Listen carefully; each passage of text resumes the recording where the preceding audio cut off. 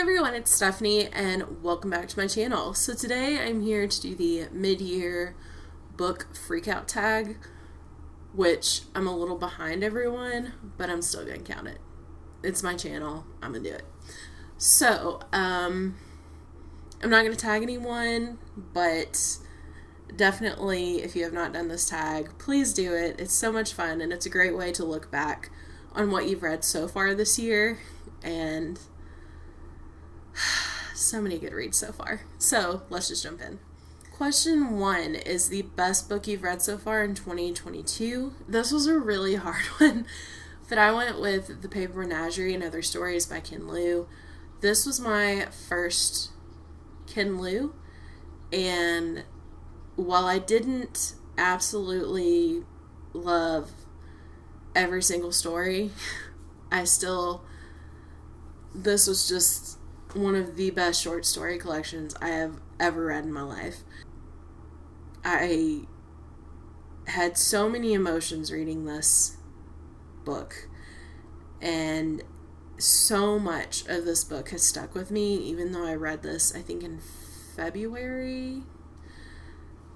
It's just really stayed with me, and the writing was fantastic, and it's one of those books where with the stories, it gets you to really think about stuff in ways that you might not have thought about things before. And I cannot recommend it enough. It was one of the easiest 5 stars I have ever given. Number 2 is best sequel you've read so far in 2022. This was hard, and I actually have not read that many sequels this year except for Cozy Mysteries. So I'm going to give 2 answers. One is The Stone Sky by N.K. Jemisin. This was book 3 in the Broken Earth trilogy, and it was so freaking good. I love that trilogy so much. Every book was 5 stars. Such fantastic world building, such great writing, and I thought she tied up everything so well in that book. I also loved Record of a Spaceborn Few, which is book 3 in the Wayfarer series by Becky Chambers.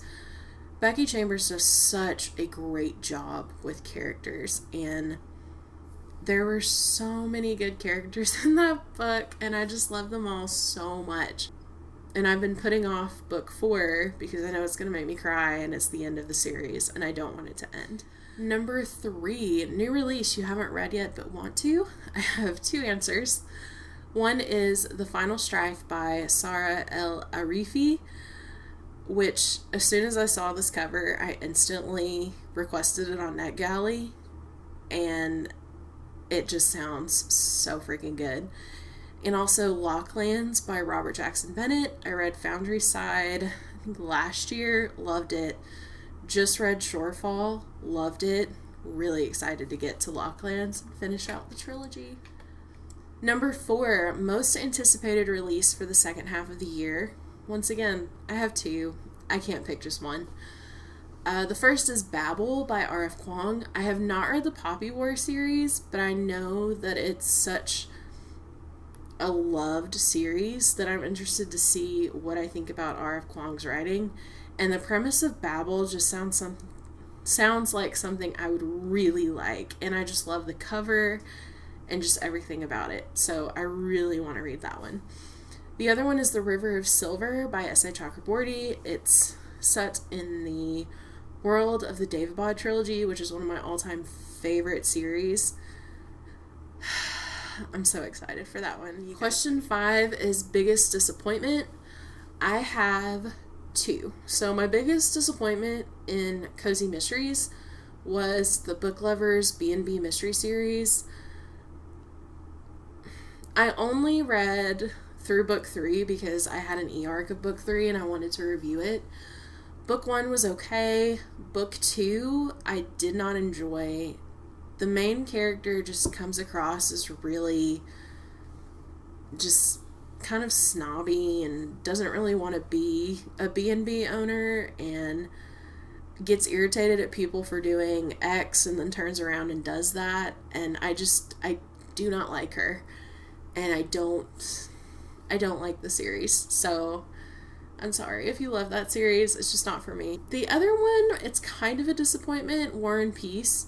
I did enjoy it. I gave it 3.5 stars, but I love Russian literature so much, and Anna Karenina is one of my all-time favorite books. Like, I have read it 5 times. All-time fave. And War and Peace, I was expecting to really love it, even though I was intimidated by it. And I came out with, it was pretty good. I thought it would be a book that I really loved, and it was just a book that I like, which is okay, but, you know, people talk about it, that it's this great masterpiece, and to me it wasn't, and that's okay, but it was disappointing, especially considering how long it is. Number 6 is Biggest Surprise. Again, I have 2.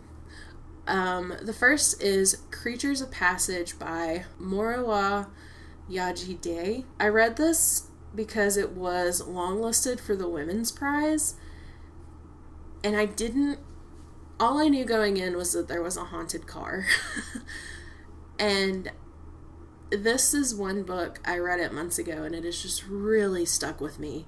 The writing was so atmospheric, and we follow this woman, Nephthys, and she drives this haunted 1967 Plymouth Belvedere with a ghost in the trunk.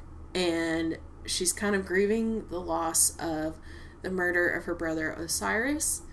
And through some circumstances, she comes in contact with her estranged grandnephew.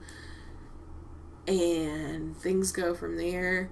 There's a lot of trigger warnings, but it's such a poignant book, and it really gives me Toni Morrison Beloved vibes, but the writing is just so haunting and atmospheric that it's one that I just cannot forget. The other is Adam Bede by George Eliot. I have been hesitant to try George Eliot because I've heard her books, not that they're hard, but you have to be present when you're reading them, just really pay attention, and so I was putting it off. And on a whim one day, I decided to pick up the audiobook of Adam Bede, and I had the ebook, so I immersion read it. And at first, I was kind of like, I don't know if I'm going to like this, and then all of a sudden, I just blew through this book in like 2 days.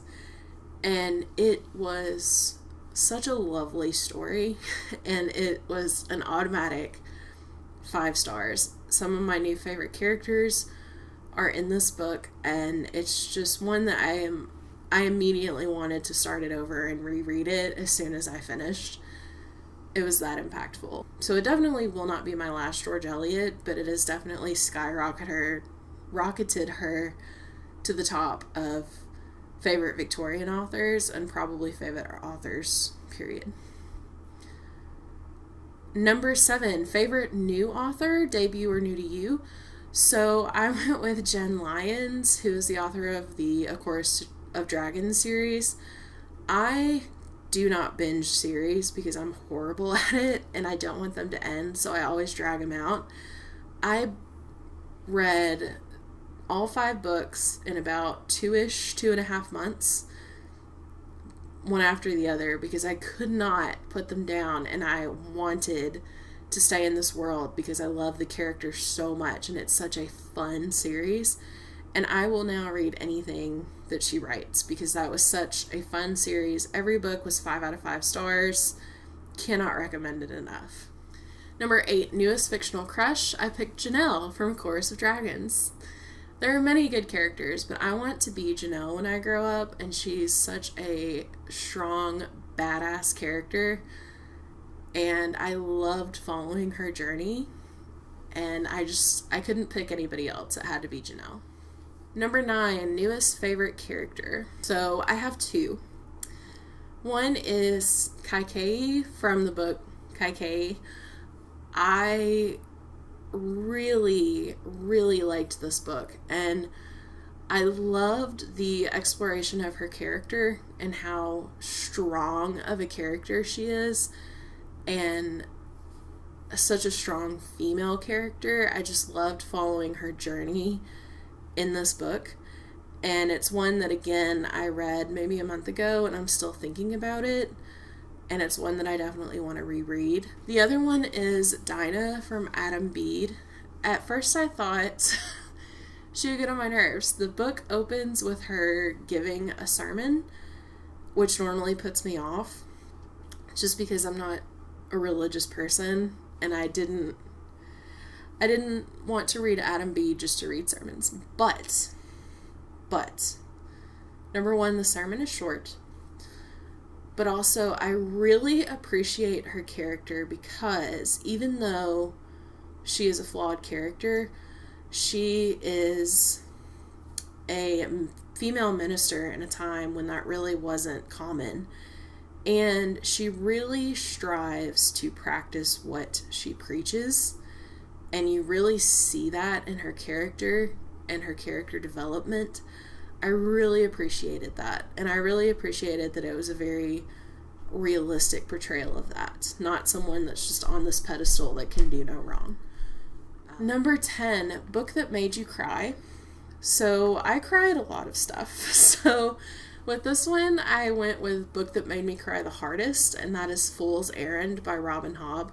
This one was a reread for me, and I knew what was coming, and I still ugly sobbed. Like, on my floor, hugging my dog, had to take a break because I was just wrecked. If you've read it, you know. It's Hobb, you know it's going to make you cry, and it was beautiful, but it hurt so much. Number 11, a book that made you happy. I picked Booked for Murder by J.C. Eaton. This is book 1 in the Sophie Kimball mystery series. I had heard this book was a lot of fun, but I have not read a book that made me laugh out loud this much in a very long time. We follow Sophie Kimball, and she goes to Arizona to help her mother who's in like a retirement community. There's a murder, and Sophie works at a police office as an accountant in the police department where she lives. And so her mom was like, well, just come down here and help us solve the mystery. You work in a police department. And the characters are just so incredibly funny. And there's a dog Streetman that's very spoiled. Like, you can't wake up before 6 a.m. or it will disturb him. He has his own AC window unit in his own room. And just the entire book, I was just cracking up. Like, literally laughing out loud. Number 12, favorite book to film adaptation you saw this year. I'm not really a movie person. I can't even tell you the most recent release that I watched, to be honest. For sure, I have watched Lord of the Rings probably 5 or 6 times this year. That's always a favorite. I've rewatched Pride and Prejudice. That's another favorite. So, yeah. Sorry, don't have a better answer than that. Number 13, favorite video you've done so far this year. I'm not sure when this video will go up, so if it's not already up, it will be up soon, and that's my series review for A Chorus of Dragons. I just love the series so much, and I haven't really talked about it on my channel that much because I haven't really been doing videos lately. I'm trying to get back into that, and so I knew I had to do a video on that entire series because it was just a blast. If it's already up, I will link it on this video. If it's not already up, it will be up soon. Number 14, most beautiful book you've bought so far this year or received. So I went with Daughter of the Moon Goddess by Sue Lynn Tan. This was gifted to me by my lovely friend Evie, and it is one of the most beautiful book covers. I was like, even if I hate this book, this is going to look so gorgeous on my bookshelf because the cover is just stunning. And finally, number 15, what books do you need to read by the end of the year? I need to finish the Tawny Man Trilogy. I have been dying to read The Wall of Storms, and I'm finally caught up on my obligation reads, so I can continue on with that series. I'm so excited. The Bitter Twins, and also Rhythm of War. I've had Rhythm of War since it came out. I pre-ordered it, and I still haven't read it because I'm horrible at finishing series. So I need to read that one this year. But yeah, what are some of your answers to these questions? I'm really interested, especially the best book you've read so far this year. I would love to know. If you want to leave an emoji, drop an animal emoji down below. As always, if you like this video, make sure to give it a thumbs up and subscribe if you'd like to. Thank you so much for watching, and I will see you guys next time.